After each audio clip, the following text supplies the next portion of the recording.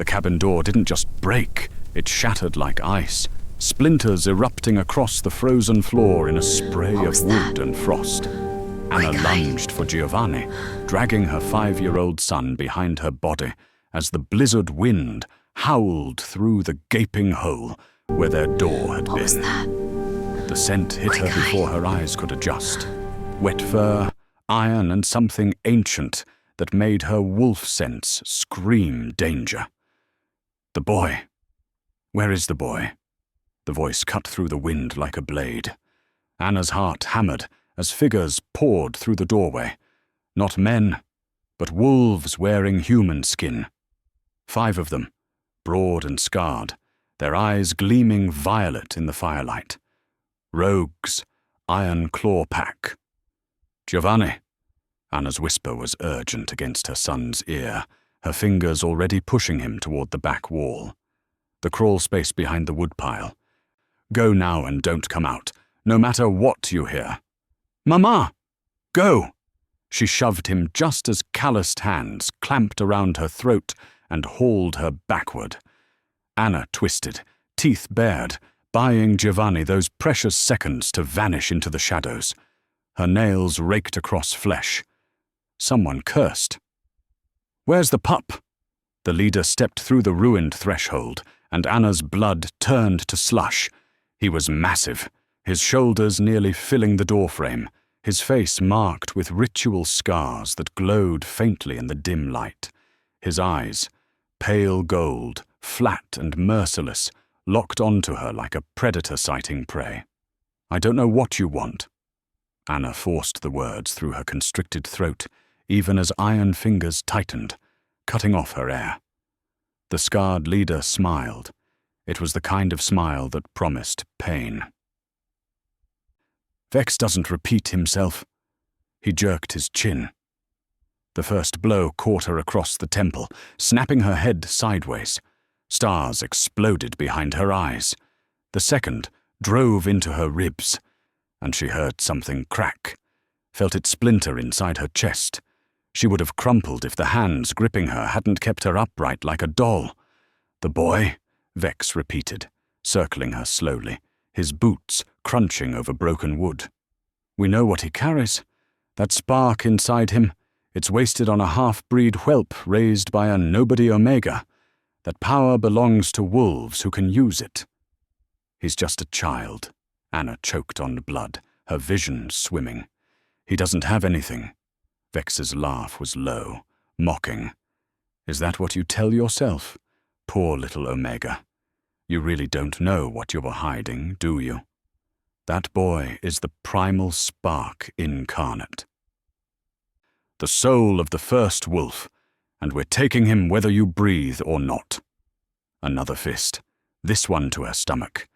Anna screamed before she could stop herself, the sound raw and animal. Hidden behind the woodpile, wedged into the narrow crawl space between the wall and the stacked logs, Giovanni pressed both small hands over his mouth to muffle his sobs. Through the gaps in the wood, he could see fragments.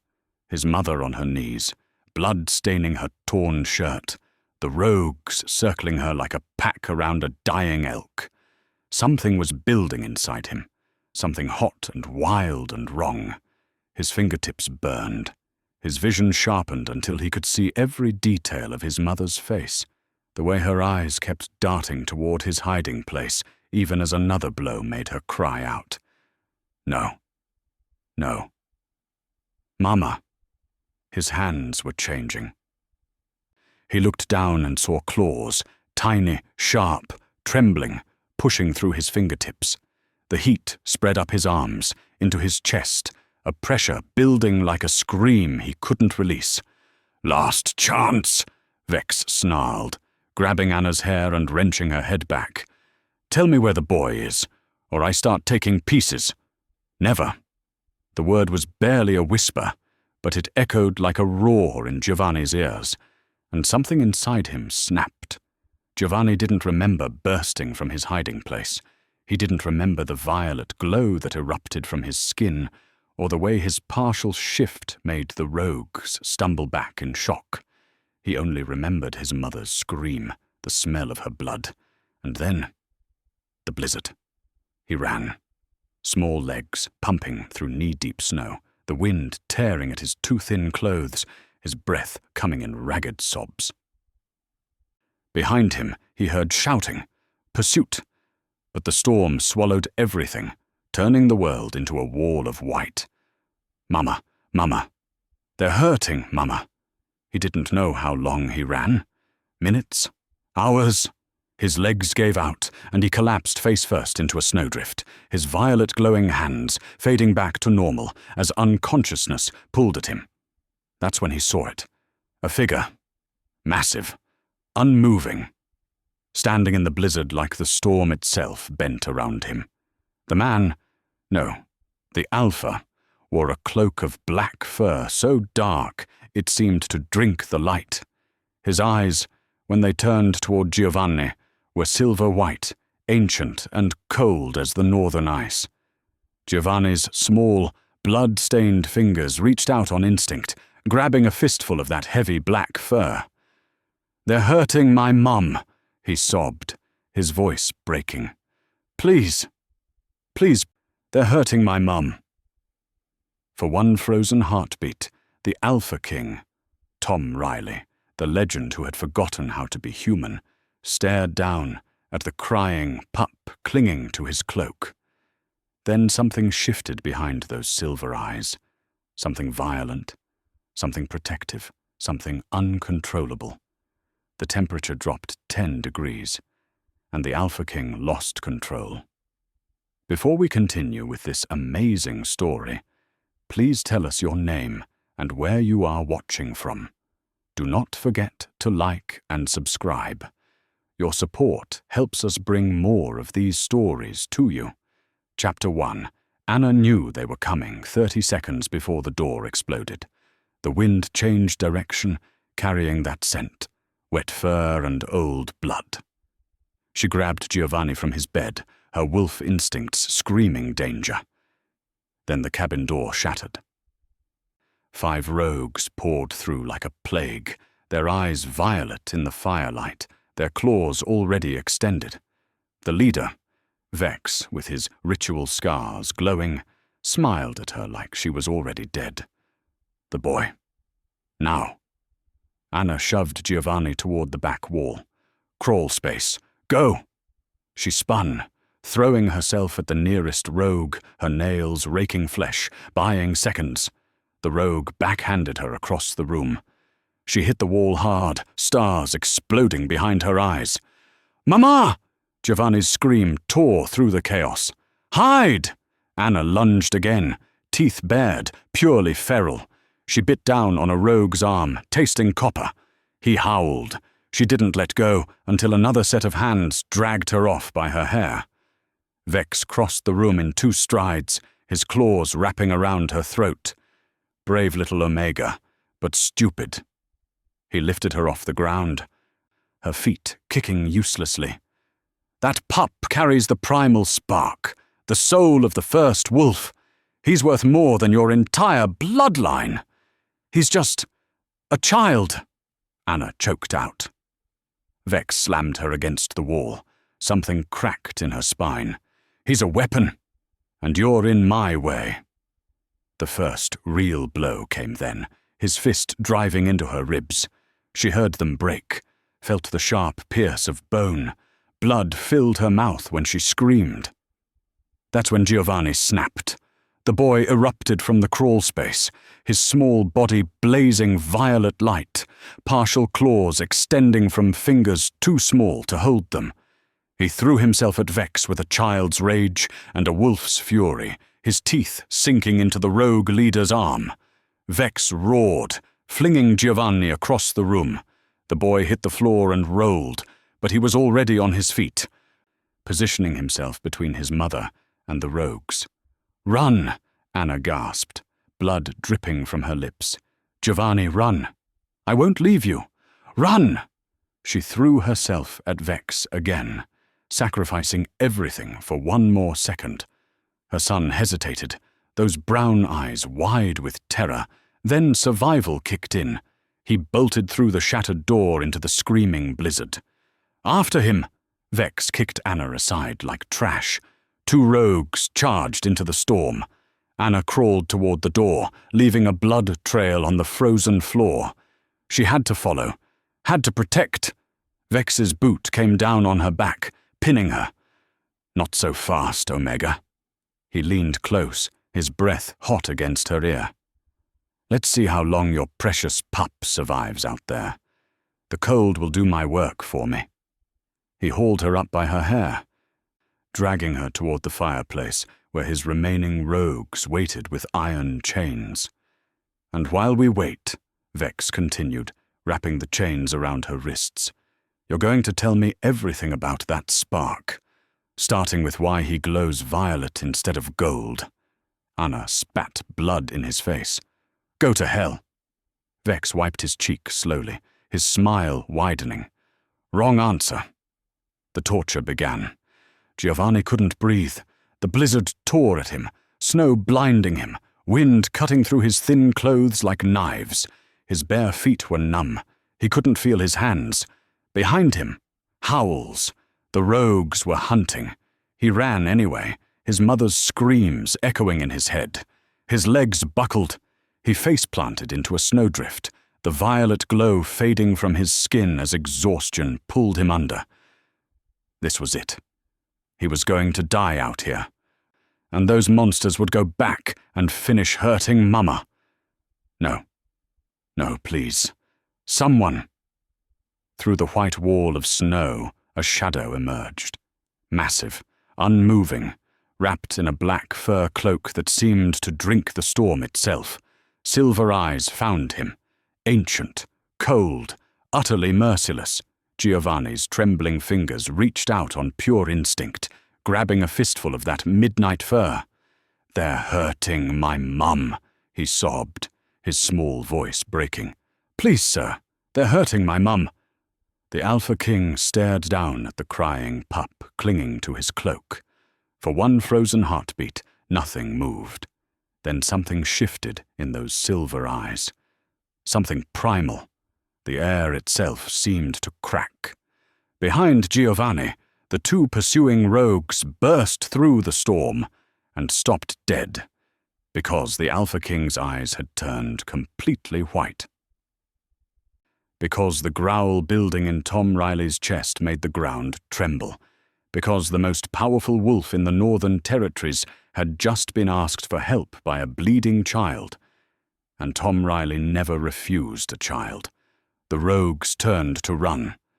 They didn't make it 3 steps. Chapter 2. Tom Riley moved like death itself.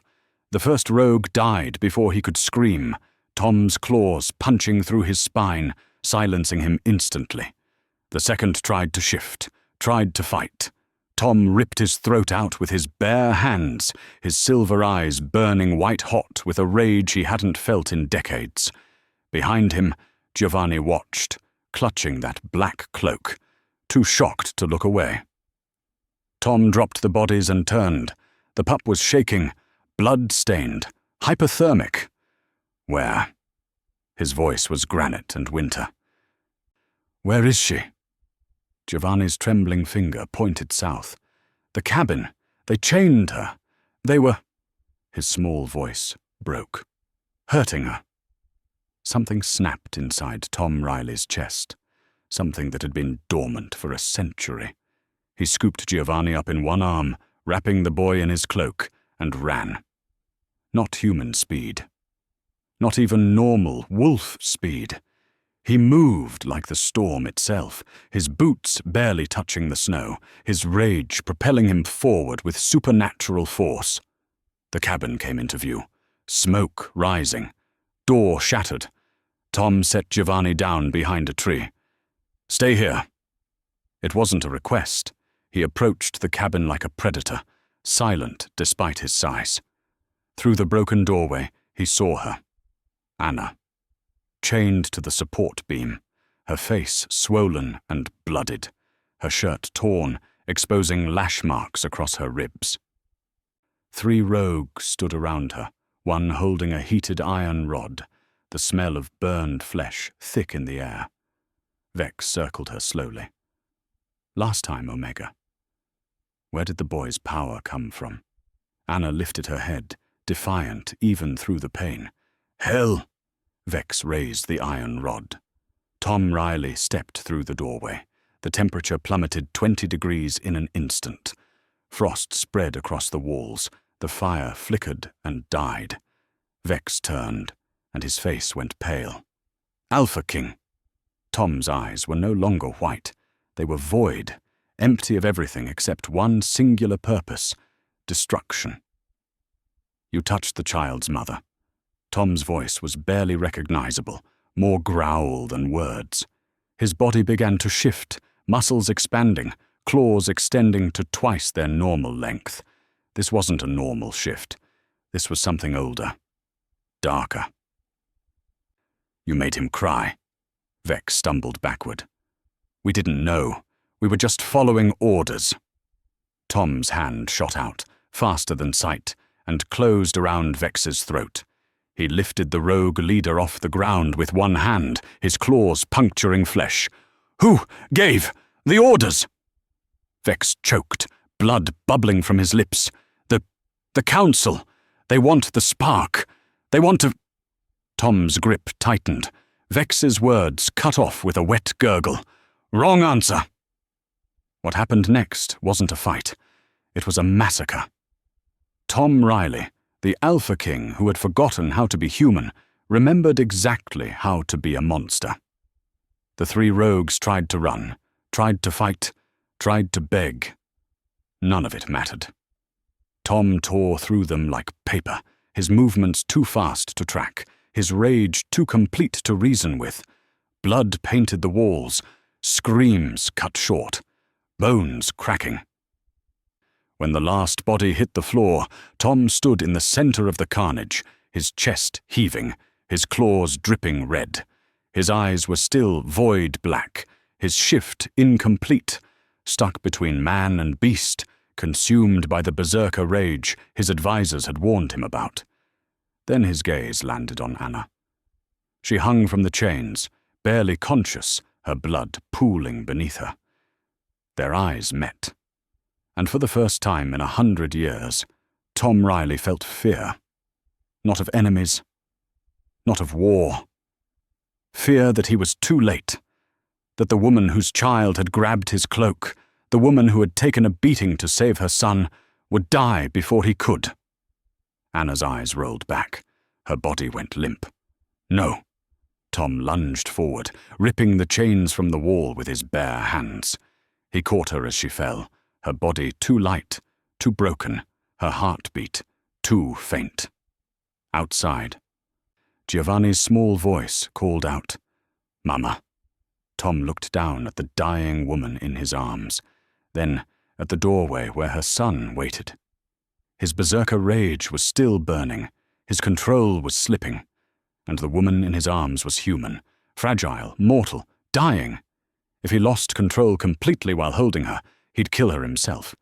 But if he let go, she'd bleed out in seconds. Tom Riley, the Alpha King who bowed to no one, had exactly one choice, and it terrified him.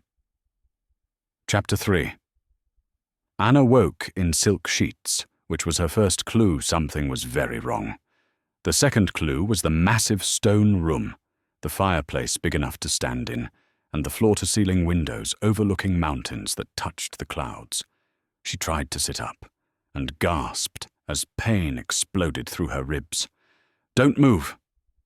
The voice came from the shadows, deep, commanding. Tom Riley stepped into the firelight, and Anna's breath caught. He was even more terrifying up close, 6'5" of pure muscle, silver scars crossing his bare arms, those silver eyes fixed on her with unsettling intensity. "Where's Giovanni?" Her voice cracked. "Sleeping. Next room." Tom moved closer, carrying a tray of medical supplies. "You've been unconscious for 2 days, 3 broken ribs, lacerations, burns." His jaw tightened. "You're lucky to be alive." "Lucky," Anna repeated bitterly. Then she saw his hands, bandaged, shaking slightly. "What happened to you?" Tom set the tray down hard. I lost control after I killed them. His eyes met hers, and she saw something raw there. Something dangerous. My berserker rage. It doesn't stop when the enemy's dead. It doesn't stop until... He cut himself off. Until what? Until I destroy everything. He turned away. I almost killed you, trying to get you here. Had to chain myself in the dungeon for 6 hours until I could shift back. Anna stared at his broad back, at the tension coiled in every muscle. But you didn't. You saved me. This time, Tom's voice went cold. Next time, I might not be able to stop. He moved to leave, but Anna's voice stopped him. Thank you for saving my son. Tom froze in the doorway. Slowly he turned. He grabbed my cloak, started crying. Something shifted in his expression. No one's done that in a very long time. Their eyes locked, the air between them charged with something neither could name. Your Majesty? A sharp femoral voice shattered the moment. A woman entered, tall, beautiful, her auburn hair braided with gold. She looked at Anna with barely concealed disgust. The council is demanding to see you. They're asking questions about the Omega and her pup. Tom's expression went cold. Tell them I'm busy. They're insisting. The woman, clearly high-ranking, stepped closer to Tom, her hand landing possessively on his arm. They want to know why you brought commoners into the royal wing, why you're personally tending to an Omega's wounds. Anna felt something twist in her chest. Of course, an Alpha King wouldn't... Tell them, Tom said quietly, his silver eyes never leaving Anna's face, that the council doesn't give me orders. The woman's face flushed. Tom, be reasonable. Out. She left, but her parting glare at Anna promised trouble. Tom approached the bed, his movements careful, controlled. He lifted the medical supplies. Your burns need treatment. I can do it myself. You can barely move. He sat on the edge of the bed, close enough that Anna could feel his body heat. His fingers brushed her shoulder, peeling back the bandage. His touch was surprisingly gentle for hands that had ripped men apart hours ago. Anna's breath hitched. Not from pain. Tom's eyes flicked to hers. For a moment, neither moved. The tension between them was suffocating. Why? Anna whispered. Why risk your control for us? Tom's jaw worked. When he finally spoke, his voice was rough. Because when your son grabbed my cloak and begged me to save you, I felt something I haven't felt in a century. His silver eyes burned into hers. I felt human again. Anna's heart hammered. And now? Tom's hand moved from her shoulder to her cheek, his thumb brushing her split lip with devastating gentleness. Now I'm terrified, he admitted, because being near you makes the rage quiet, and I don't know why. The moment stretched, fragile and electric. Then the door exploded open. Giovanni stood there, his small body glowing violet, his eyes wild with panic. Mama, something's wrong. I can't make it stop. Tom was on his feet instantly. What can't you... The boy's glow intensified, light pouring from his skin like a star going nova. He screamed, clutching his chest. The spark, Tom breathed, his face going pale. It's awakening. Anna tried to get up, her maternal instinct overriding her pain. Giovanni! But Tom caught her arm, his grip iron. His expression was pure dread. If it fully awakens now, without control, the power will consume him from the inside out. Giovanni collapsed to his knees, his small hands clawing at his chest, his screams echoing through the stone fortress. How do we stop it? Anna begged. Tom's silver eyes met hers, and the answer she saw there made her blood run cold. We can't. Chapter 4. Tom managed to stabilize Giovanni. Barely. He pressed his palm to the boy's chest, channeling his own alpha energy to contain the spark, forcing it back down. Giovanni's glow faded, and he collapsed into Anna's arms, unconscious but breathing. "That won't last," Tom said grimly, his hand still shaking from the power he'd felt. "The spark is trying to surface. If it happens again, then we teach him control." Anna cut in, her voice fierce despite her injuries. "He's not dying. I won't let him." Tom stared at her, this Omega who had nothing. No pack, no power, no training. Staring down an Alpha King with pure maternal fury. Something in his chest tightened. 3 days, he said. "I'll train him myself. But Anna..." His voice dropped. "If the council finds out what he is, they'll take him. The primal spark is supposed to be a myth. If they know it's real, if they know your son is the reincarnation of the first wolf, then we don't let them find out." Tom nodded slowly. 3 days. It took 2. Giovanni was a natural. Too natural.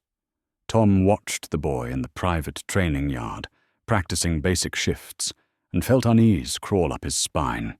5-year-olds didn't shift this cleanly, didn't move with this kind of instinctive grace. "Again," Tom commanded. "Claws only, not full shift." Giovanni nodded, his small face scrunched in concentration. His fingertips sprouted claws, perfect, controlled, then retracted. He grinned up at Tom, proud. "Good." Tom allowed himself a rare smile. "Now."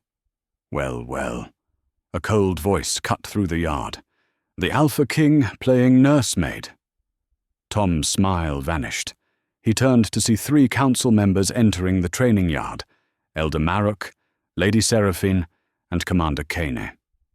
The auburn-haired woman from before stood behind them, her expression smug. "This is a private session," Tom said, his voice deadly calm. "And this," Elder Marok gestured to Giovanni, "is our business. You bring an unknown Omega and her pup into the royal wing. You personally oversee his training. You refuse to answer the council's summons." His eyes narrowed. "What are you hiding, Alpha King?" "I'm hiding nothing. The boy needed protection." "From what?" Commander Kane stepped forward, his hand on his sword. "From rogues who specifically targeted him. Rogues who mentioned a power inside him." Tom's jaw clenched. They knew. Someone had talked. "Show us," Lady Seraphine commanded, her gaze fixed on Giovanni. "Show us what makes this pup so special." "No." Tom moved between them and Giovanni. "He's under my protection." "He's under council jurisdiction," Marok snapped. "All supernatural anomalies are. If this child possesses power beyond..." I said no. The temperature dropped. Tom's eyes flickered white. His alpha presence crashed over the yard like a physical weight, forcing the council members back a step. But Giovanni, sweet, innocent Giovanni, stepped around Tom, wanting to help, wanting to show he wasn't dangerous. "It's okay," the boy said. "I can show them. I'm really good now. Watch." "Giovanni, don't!" Too late. The boy shifted. Not just claws, not just eyes. He shifted completely into a wolf pup that glowed violet like a star, his fur shimmering with ancient power, his eyes carrying the weight of something far older than 5 years. The training yard went silent. Then Giovanni's glow intensified, tripled. The spark was reacting to the shift, to the stress, to the audience. Symbols appeared in the air around him, ancient wolf runes that predated written language. "Impossible," Marok breathed, his face pale. "The primal spark, the first wolf's soul." "It's real," Seraphine whispered, her eyes wide with hunger. "It's actually real." Commander Kane drew his sword. "Seize the child, by order of the council." Tom moved like lightning. putting himself between the soldiers and Giovanni. "Over my dead body." "That can be arranged," Caney said coldly. "Even you can't fight the entire council guard, Alpha King." 50 soldiers poured into the training yard, surrounding them, weapons drawn. Tom's eyes went white. His berserker rage surged. He could kill them all, but not before they hurt Giovanni. Not before— "Stop!" Anna's voice rang out. She stood in the doorway, still bandaged, still broken, but moving with a power that made everyone freeze. She walked into the circle, her step steady despite her injuries, and placed herself beside Tom, between him and the council. "You want the boy?" Anna's voice was cold. "You'll have to go through both of us." Marok laughed. "An Omega and a king losing control. This will be—" Anna's skin began to glow. Not violet like Giovanni's. Silver, like moonlight made solid. The runes around Giovanni shifted, responding to her, orbiting her instead. Tom's berserker rage, which had been building to explosion, suddenly calmed. Not suppressed, not contained. Calmed, like a storm recognizing its master. Lady Seraphine's face went white. "No, that's not possible." "What is she?" Caney demanded. Tom stared at Anna, realization crashing over him like a wave. "A lunar conduit," he breathed. "You're a lunar conduit." Anna met his eyes, and he saw the truth there. She'd known. She'd always known. "I'm the only reason," Anna said quietly, her silver glow intensifying, "that the Alpha King hasn't torn this fortress apart. I'm the only reason his berserker rage hasn't consumed him." She turned to the council, her expression fierce. "And if you touch my son, I'll stop protecting him." It wasn't a threat, it was a promise. The council members exchanged glances. They knew what that meant. An Alpha King without a conduit was a weapon with no off switch. He'd destroy them all. But Marek smiled, a slow, calculating smile that made Tom's blood run cold. "Then it's decided," the elder said smoothly. "The boy stays, but so do you, Conduit." His eyes glittered with malice. "Both of you are now wards of the council, for the Alpha King's protection, of course." "You can't," Tom started. "We can, we just did." Marok gestured to the guards. "Escort them to the North Tower. Comfortable quarters, but guarded." "You're making them prisoners," Tom growled, his rage building again. "We're protecting the realm," Seraphine corrected. "From you." Anna's hand found Tom's, her silver glow pulsing, keeping his rage in check, but her eyes were terrified, because they both knew the truth. The council didn't want to protect anyone. They wanted to control the primal spark, and they'd just figured out how to control the Alpha King. Chapter 5. The North Tower wasn't a prison, but it might as well have been. Guards at every exit, spelled locks on the windows. Anna paced the stone room like a caged wolf, while Giovanni slept fitfully on the bed, his small body still glowing faintly violet. Tom stood by the window, his hands gripping the sill hard enough to crack stone. He hadn't spoken in an hour, hadn't looked at her. "You lied to me." His voice was quiet, dangerous. Anna stopped pacing. "I protected us." A lunar conduit. Tom turned, his silver eyes blazing. "Do you have any idea what you are?" "What you mean?" "I know exactly what I am." Anna's voice was steady despite her racing heart. "I'm the reason you're not a mindless killing machine right now." Tom crossed the room in 2 strides, his presence overwhelming. "How long have you known?" "Since the moment you touched me to heal my burns." Anna met his gaze. "I felt your rage, felt how close you were to losing yourself completely. And I felt it respond to me. Calm. That's impossible. Lunar conduits are myths. The last one died 300 years ago." Anna's laugh was bitter. The last one disappeared 300 years ago. There's a difference. Tom went very still. What are you saying? Anna's hands trembled as she reached up and touched her own throat. Her fingers found an invisible thread, a spell so old it had become part of her. She pulled. The air shimmered. Her brown eyes flickered silver. Her plain features shifted subtly, becoming sharper, more ethereal. Power rolled off her in waves. I'm not just a conduit, Anna whispered. I'm the last oracle of the moon, the only being destined to survive a soul bond with an Alpha King. Tom staggered back. The oracle, you're...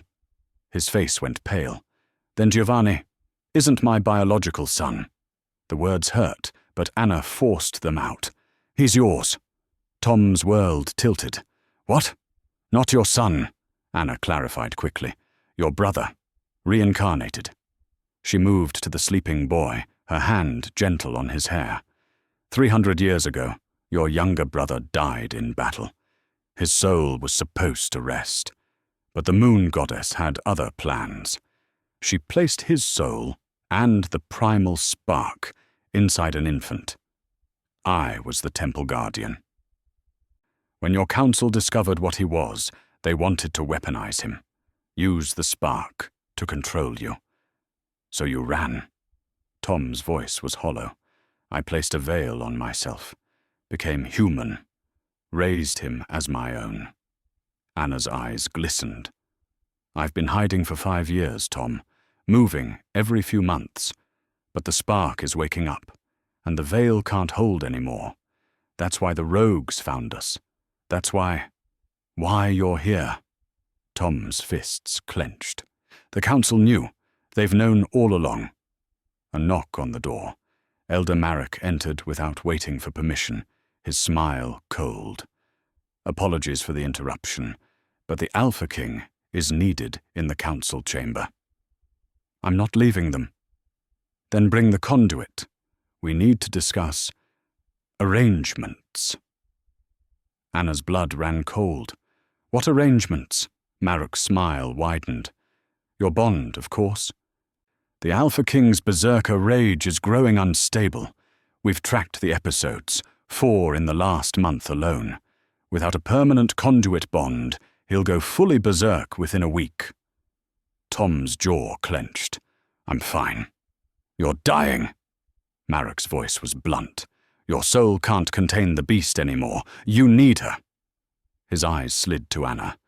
And she needs council approval to bond with the Alpha King. What's your price? Anna demanded. The boy. Marek said it casually, like he was discussing the weather. The primal spark stays with the council. We'll train him, mold him into the weapon he was meant to be. And in exchange, you get to bond with the king. Save his life. Everyone wins. No. Anna's voice was steel. Giovanni is not a weapon. Then the Alpha King dies. Marek shrugged. And when his berserker rage consumes him in his final moments, he'll slaughter everyone in this fortress, including you and the boy. He turned to leave. You have until tomorrow's moon to decide. Bond and surrender the child, or watch the king become a monster. The door closed. Silence filled the room. Tom was shaking. Anna could see it, the rage building, the beast clawing at his control. His eyes flickered white, then back to silver, then white again. Tom, get away from me. His voice was barely human. I can feel it. The beast, it's getting stronger. If I lose control here, in this room with you and Giovanni... Anna grabbed his face, forcing him to look at her. Her silver glow flared, and his rage stuttered, confused. You won't hurt us. You don't know that. I know you. Anna's voice was fierce. I know that when my son grabbed your cloak and begged for help, you didn't hesitate. I know you chained yourself in a dungeon for 6 hours to keep me safe. I know... Tom's hand covered hers, his touch desperate. I'm terrified, Anna. Not of dying, of killing you." His voice cracked. "Of becoming the monster they all think I am." "Then bond with me." The words were out before Anna could stop them. "Not for the council, for us. Let me be your anchor." Tom's eyes widened. "The bond is permanent, soul deep. You'd be tied to me for life. To this beast, I know what the bond means." Anna stepped closer, her body against his. "I've known since the moment I saw you in that blizzard that we were meant for this. The Oracle doesn't run from destiny, Tom. She embraces it." Tom's control was fracturing. She could see it in his eyes, feel it in the way his hands shook. "If we bond without the council's blessing, they'll consider it treason. They'll take Giovanni anyway. They'll—" A scream shattered the night. Both of them spun toward the bed. Giovanni was convulsing, his body arching off the mattress, violet light exploding from every pore. The primal spark was fully awakening, and it was tearing him apart. "No!" Anna lunged for him, but the power around him was too intense. It threw her back. Tom caught her. "The spark is rejecting his human vessel. It's too much power for a child's body to—" The door exploded open. Not guards, not the council. Commander Kane, with 20 armed soldiers. "By order of the council, the child is being seized immediately. His awakening threatens the structural integrity of the fortress."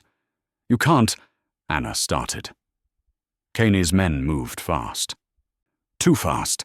They had spelled nets, designed to contain supernatural power. They threw them over Giovanni's convulsing form. Tom's roar shook the tower. His eyes went pure white. The berserker rage erupted. But Kane was ready. He thrust a spelled blade forward, not at Tom, but at Anna. The blade pierced her shoulder. She screamed, and Tom's rage, sensing its conduit in danger, went supernova. The tower walls cracked. Stone began to crumble. Tom's body expanded, his shift incomplete, monstrous, all beast and no man. "Sleep!" Kane shouted, and 3 mages threw a containment spell at Tom. It wouldn't hold long, maybe 30 seconds. Kane turned to Anna, bleeding on the floor. "The boy comes with us. The bond happens under council terms, or the king destroys everything." He gestured to his men. They grabbed Giovanni's netted form. "No, please!" Anna reached out, her blood pooling beneath her. Giovanni's violet eyes met hers through the net. "Mama, I'll find you!" Anna screamed as they dragged him toward the door. "I swear I'll—" Behind her, Tom's containment spell shattered. His roar was inhuman. The beast was fully free, and Anna, bleeding and broken, was the only thing standing between Tom Riley's monster and the men taking her son. Kane smiled. "Choose, Oracle, the boy or the king. You can't save both." Chapter 6. Anna didn't choose. She refused. Her silver glow exploded outward, a wave of pure lunar power that slammed into Tom's beast mid-lunge. His monstrous form froze, suspended in the air, every muscle locked as her conduit energy wrapped around him like chains. "Sleep," Anna commanded, her voice resonating with ancient authority. "I've got this." Tom's white eyes flickered. Recognition, trust. Then his body crumpled, his shift reversing as unconsciousness took him. He hit the floor hard but breathing, human again. Anna turned to Kane, her shoulder still bleeding, her eyes burning silver. "You made a mistake." Kane laughed. "You can barely stand. What are you going to—" Anna's power detonated. The spelled blade in her shoulder shattered. The wound sealed itself in seconds, silver light knitting flesh and bone. She rose, and the temperature in the tower dropped to freezing. "I am the last oracle of the moon," Anna said, her voice echoing with the weight of centuries. "I have hidden my power to protect my son, but you just took him." She stepped forward, and Kane's soldiers stumbled backward. "I don't hide anymore." She moved like starlight, fluid, untouchable. Devastating. 3 soldiers went down before they could draw weapons. 4 more tried to contain her with spells. She shattered them with a gesture, but Caney was already at the door, Giovanni's netted form in his arms. The boy is already gone, Oracle. Lady Seraphine is halfway to Obsidian Peak by now. Anna's blood froze. What? Caney's smile was cruel. Did you think I was the betrayal? I'm just the distraction. He snapped his fingers. The floor beneath Anna exploded. She fell through the broken stone, her body slamming into the room below, stars bursting behind her eyes. By the time she crawled back up, Caney and the remaining soldiers were gone. And so was Giovanni. Tom stirred, groaning. Anna helped him sit, her hands shaking. They took him. Seraphine took him to Obsidian Peak. Tom's eyes snapped open, clarity returning. Seraphine. He spat the name like poison. My most trusted advisor. I should have known. Why the peak? Tom's face went ashen. It's where the ancient rituals happened, where the first wolves drew power from the earth itself. He grabbed Anna's arms. If they harvest the spark there, they can extract it from Giovanni's soul and implant it into another vessel. Who? Themselves. Tom's voice was hollow. The council wants the primal spark. They want to become gods. Anna's world tilted. Will it kill him? Tom's silence was answer enough. No. Anna was already moving, grabbing weapons from the wall. How long do we have? The ritual requires the winter solstice. Tonight? Tom checked the window. The moon was already rising. 3 hours. Maybe less. Then we leave now. Tom caught her wrist. Anna, Obsidian Peak is a fortress. Seraphine will have the entire council guard. Even with my rage and your conduit power, we can't— I don't care. Anna's eyes blazed. That's my son. I will burn the world down to get him back. Tom stared at her. This oracle who had hidden as an omega. This mother who had nothing but would sacrifice everything. Something shifted in his chest. Something permanent. Then we burn it together. The journey to Obsidian Peak was a nightmare sprint through a blizzard. Tom shifted fully, his massive wolf form cutting through the snow, Anna clinging to his back, her conduit power shielding them both from the cold. They were 2 miles out when they saw it. The peak rose from the mountains like a black fang, its obsidian surface reflecting the moonlight, and at its summit, a violet glow pulsed like a heartbeat. Giovanni, Anna breathed. Tom pushed harder, his paws tearing through snow and ice. They reached the base of the peak in minutes. The entrance was guarded, 50 soldiers in council armor. I'll handle them, Tom growled, his rage building. You get to Giovanni. Tom, you can't fight 50. I'm the Alpha King. His eyes went white. Watch me. He charged. What followed was carnage. Tom Riley, unchained and unhinged, tore through the guards like they were made of paper. His claws ripped armor. His jaws crushed weapons. His rage made him unstoppable. Anna ran past the chaos, her silver glow lighting the dark corridors of the peak. She could feel Giovanni, his terror, his pain, like a beacon pulling her forward. The ritual chamber was at the summit. She burst through the doors, and her heart stopped. Giovanni hung suspended in the air, violet light pouring from his small body into a massive obsidian stone below.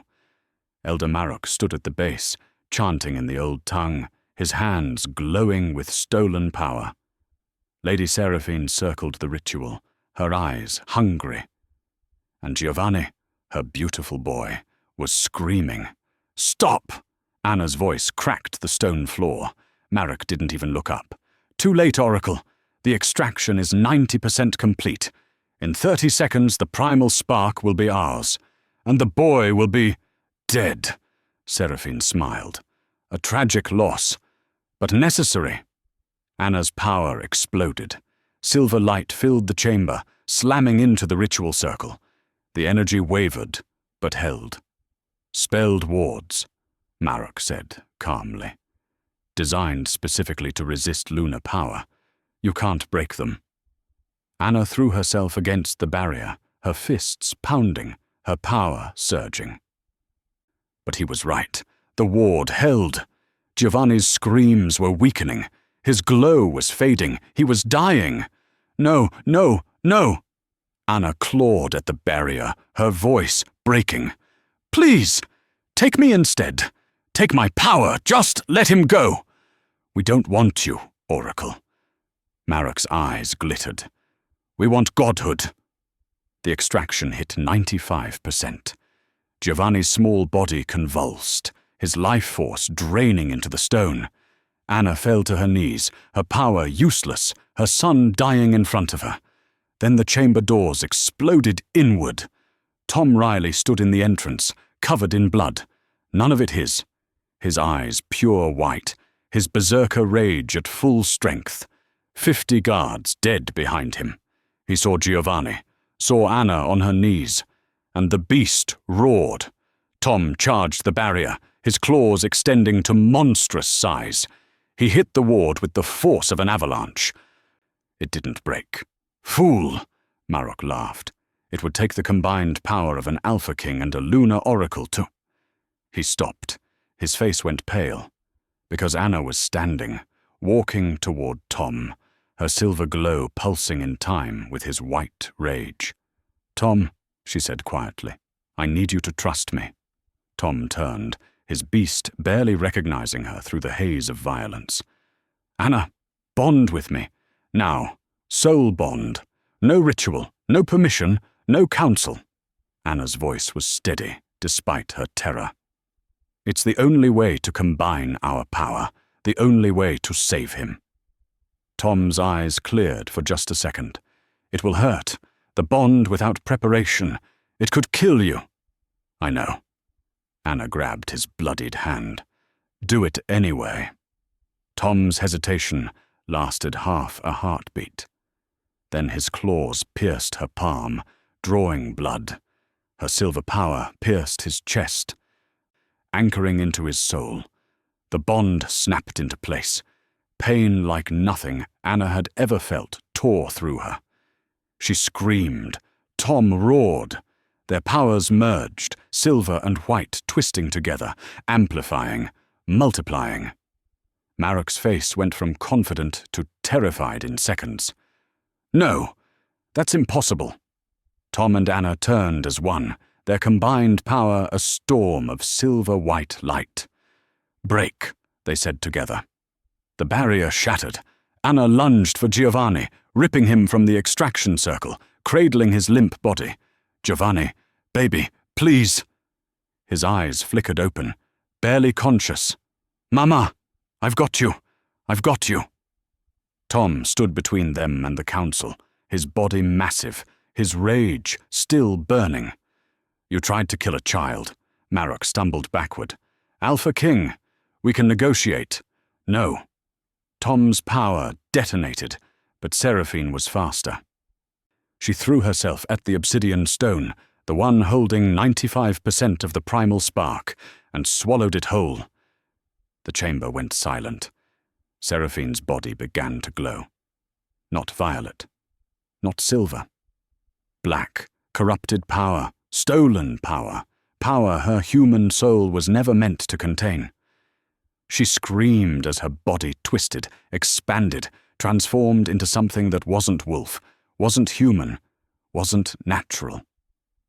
When the transformation finished, a monster stood where Lady Seraphine had been.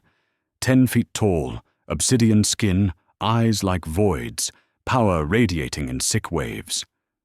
"Finally," the monster said in Seraphine's voice, distorted and wrong. "I am a god." She looked at Giovanni, still glowing faintly with the 5% of spark she hadn't stolen.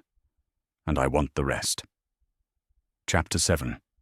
The corrupted Seraphine moved with impossible speed. One moment she stood across the chamber, The next, her obsidian claws were inches from Giovanni's throat. Anna threw up a silver shield. The claws shattered it like glass. Tom intercepted, his massive form slamming into Seraphine, driving her back.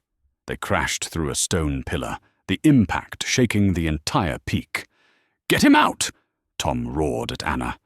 But Giovanni was unconscious, his body too weak from the extraction, and Elder Marek was blocking the exit, his hands glowing with dark magic. "The boy stays," Marek hissed. "Lady Seraphine needs that final 5% to stabilize her transformation." Anna's eyes blazed silver. "Then you'll have to kill me first." She attacked. Anna had spent 5 years hiding her power, suppressing her oracle nature, pretending to be human. No more. She moved like moonlight given form, fluid, relentless, devastating. Her strikes shattered Marek's defenses, her power burning through his magic like acid. But she was still healing from her earlier wounds, still drained from the forced soul bond. When Marek's spell caught her across the ribs, she went down hard. "Pathetic," Marek sneered, standing over her. "You're just a broken oracle playing mother. You should have stayed hidden." Behind them, Tom and Seraphine were locked in brutal combat. Tom's berserker rage was fully unleashed, his attack savage, uncontrolled. He was stronger, faster, but Seraphine had the primal spark. Every time Tom landed a killing blow, the stolen power healed her instantly. And worse, Tom's rage was growing. Anna could feel it through their new bond, a wildfire consuming his humanity second by second. His attacks were becoming less strategic, more animalistic. The beast was taking over. "Tom!" Anna screamed. "You have to pull back!" Tom didn't respond, couldn't respond. His eyes were completely white now, his shift monstrous and incomplete. He was more beast than man. Seraphine laughed, the sound echoing wrong. "The mighty Alpha King, reduced to a rabid animal. How fitting!" She drove her obsidian claws into Tom's chest. Tom roared, but didn't stop. The pain only fueled his rage. He grabbed Seraphine's arm and ripped it off. The corrupted spark grew it back in seconds. "You can't win," Seraphine taunted. "I am immortal. I am—" Tom's jaws closed around her throat. He bit down with enough force to shatter steel. Seraphine's head came off. The body hit the ground. For one heartbeat, Anna thought it was over. Then the headless body stood up. The obsidian flesh rippled, and a new head grew from the stump, Seraphine's face reforming with a grotesque smile. "Immortal," she finished. Tom attacked again, his movements pure instinct now, no thought behind them. He was losing himself completely. Anna felt it through the bond, the exact moment Tom Riley's human consciousness slipped away. The moment the beast took full control. Tom stopped attacking Seraphine. His white eyes scanned the room, seeing only threats, only prey. His gaze landed on Marek, on Giovanni, on Anna. "No," Anna breathed. "Tom, it's me." Tom lunged. Anna barely dodged, his claws missing her throat by inches. "Tom, stop! You know me!" But there was no recognition in those white eyes. Only hunger. Only violence. The Alpha King had become the monster he'd always feared. Seraphine laughed, delighted. "Perfect. The beast will kill his own mate. And I'll take the spark from the boy's corpse. The moon goddess herself couldn't have written this better." Tom charged Anna again. She threw up a shield. He shattered it. She tried to use their bond to reach him, but there was nothing human left to reach, just rage and teeth and claws. Anna's back hit the wall. Tom loomed over her, his jaws opening. "I'm sorry," Anna whispered. She drove her silver power directly into his chest, not to hurt, but to contain. Chains of moonlight wrapped around Tom's massive form, holding him in place. He roared, thrashing, the chains cracking under the force of his rage. They wouldn't hold long. Maybe seconds. Anna looked at Giovanni, still unconscious on the floor, looked at Seraphine, advancing with predatory confidence, looked at Tom, the man she'd bonded with, now a mindless beast. She couldn't fight Seraphine and contain Tom at the same time, couldn't protect Giovanni while holding back the Alpha King. She had one choice.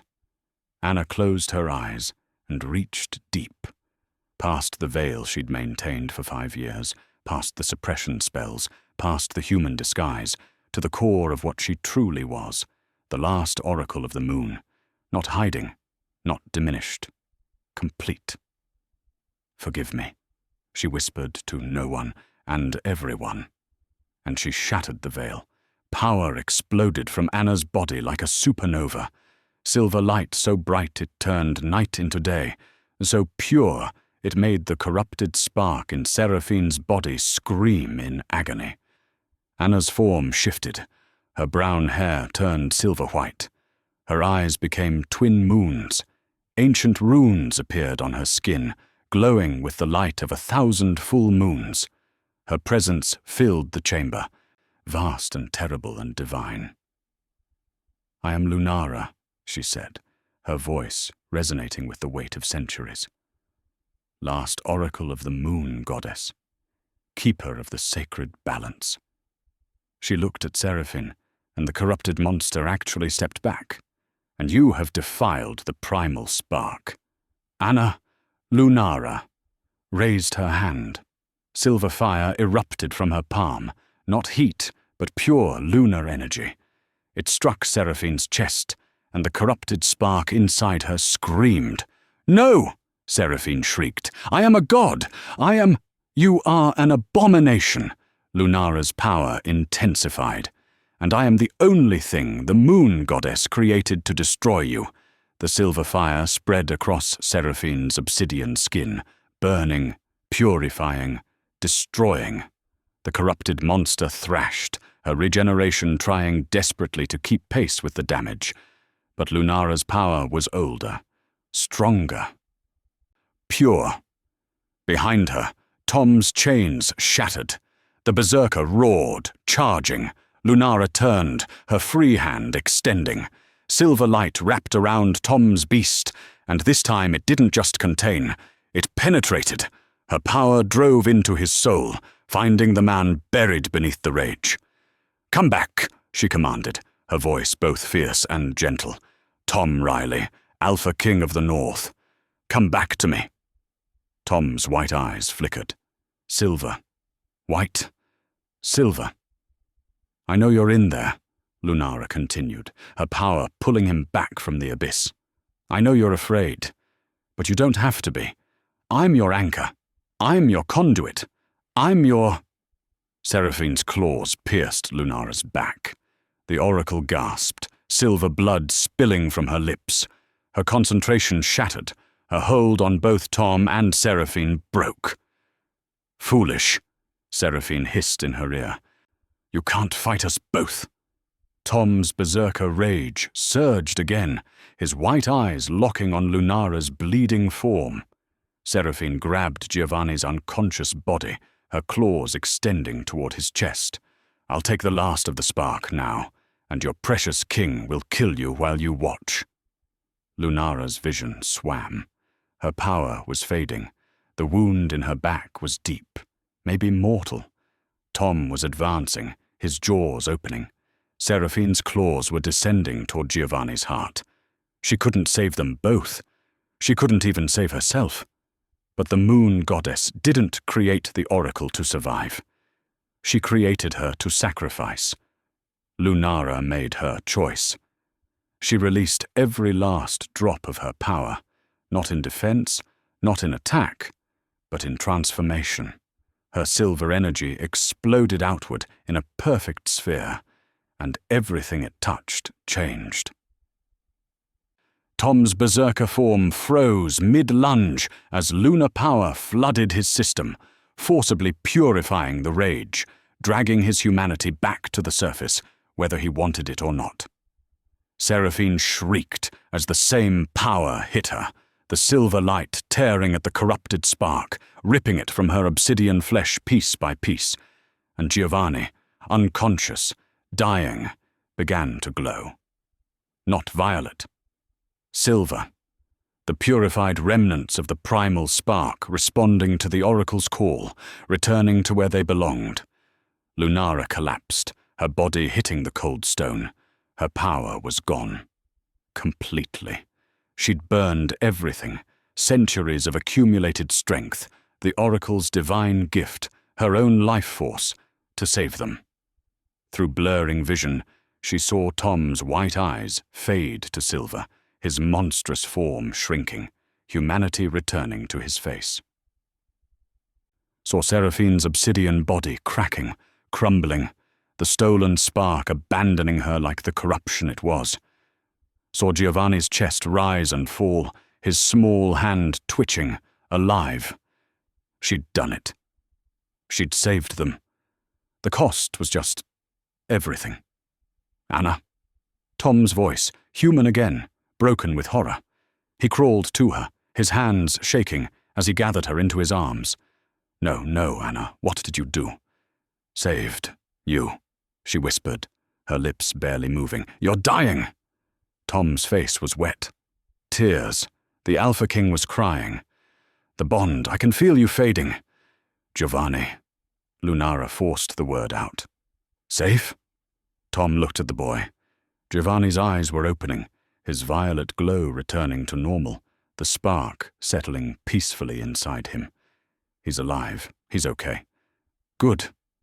Lunara smiled. Blood stained her teeth. Then, it was worth it. Don't you dare. Tom's voice cracked. Don't you dare leave me. We just bonded. We're supposed to.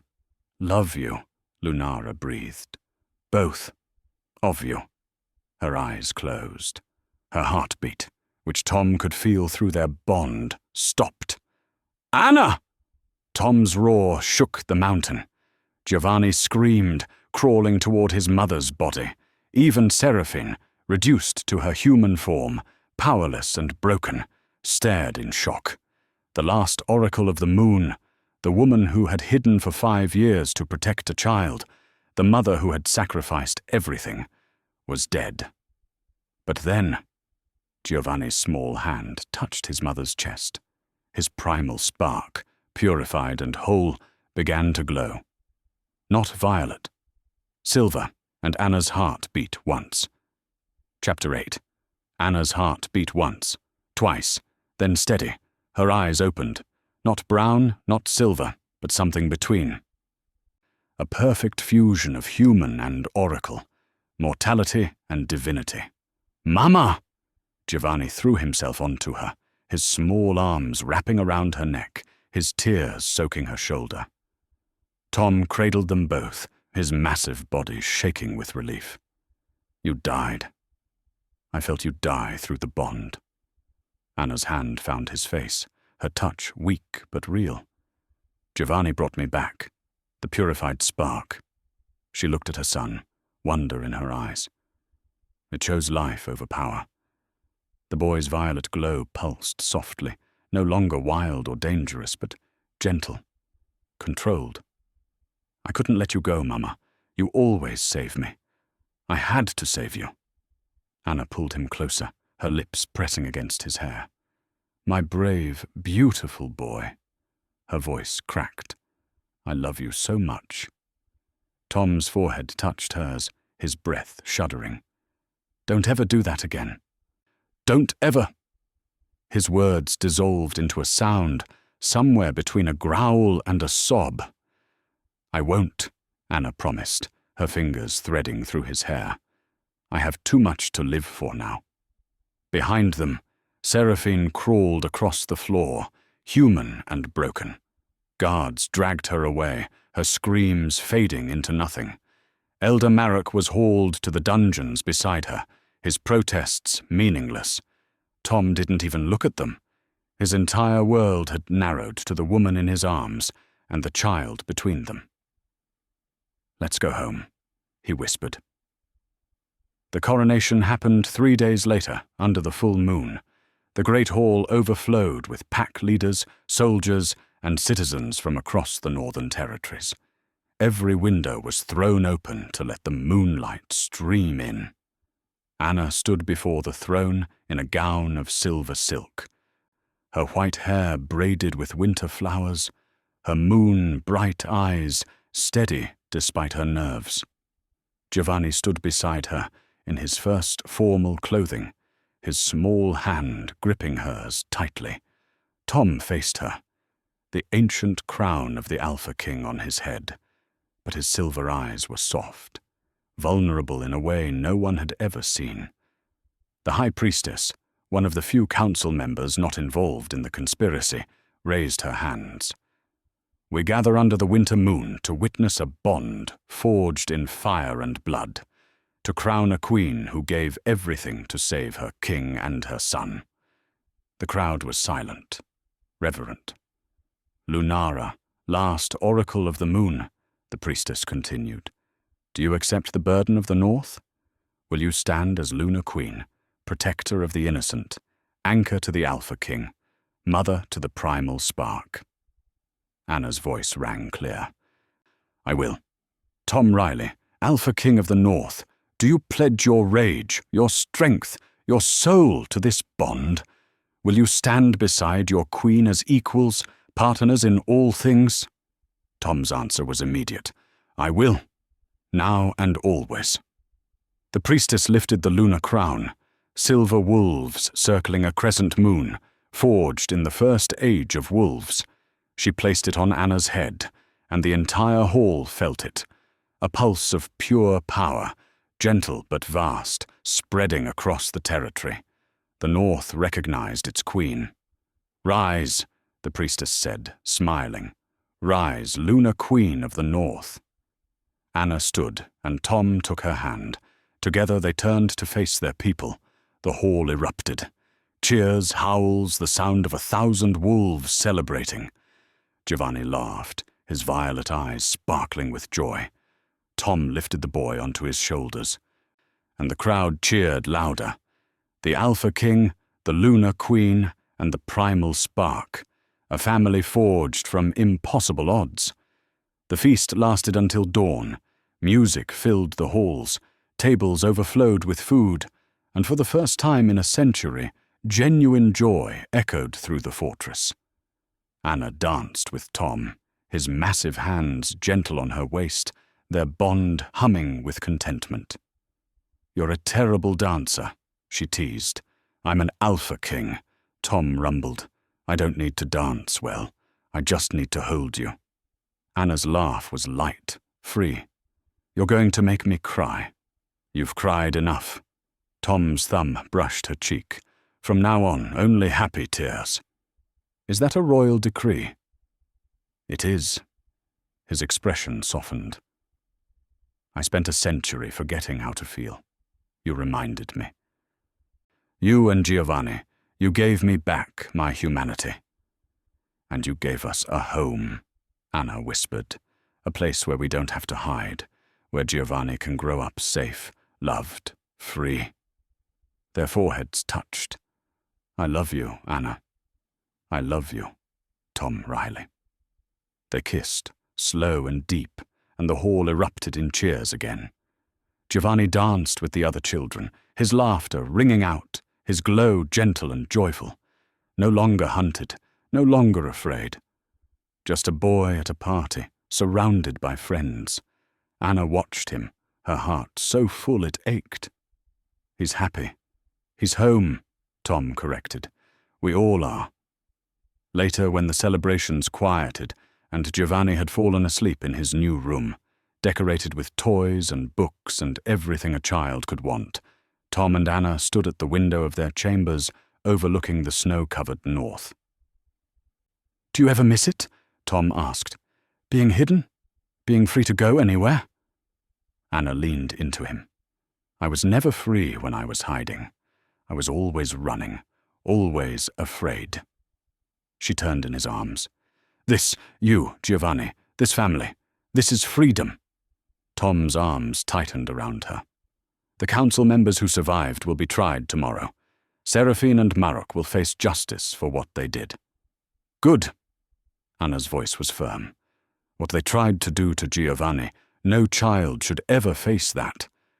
No child will, not while we rule. Tom's hand moved to her face. We'll build something better, a north where power isn't hoarded, where children aren't weapons, where... Anna kissed him, cutting off his words. When she pulled back, she was smiling. We'll build it together. Together, Tom agreed. They stood in comfortable silence. The bond between them warm and steady. No longer the violent crash of two desperate souls, but the gentle connection of partners who had chosen each other despite everything. Thank you, Tom said quietly. For what? For grabbing my cloak in that blizzard. He smiled. Well, for letting your son grab it. Anna laughed, the sound pure and joyful. He has good instincts. He has a good mother. And now he has a good father, too. Tom's eyes glistened. I won't let you down. Either of you. I know. Anna's hand rested over his heart. I can feel it. Through the bond, through everything, I know. In Giovanni's room, the boy stirred in his sleep.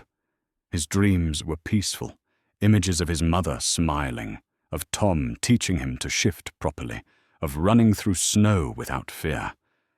The primal spark in his chest glowed softly, content. No longer a burden or a curse, but a gift he would grow into when the time was right. For now he was just a boy, loved, protected, home.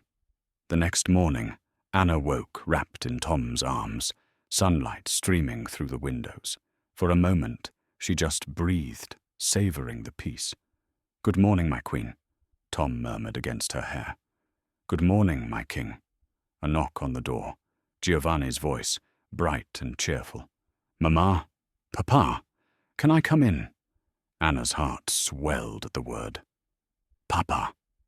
Tom's entire face transformed, softening in a way she'd never seen. Come in, little spark, Tom called. The door burst open, and Giovanni launched himself onto the bed, wiggling between them. The cook made pancakes, with honey. Can we eat together? As a family? Anna pulled him close, breathing in his little boy scent. Always, baby. Always as a family.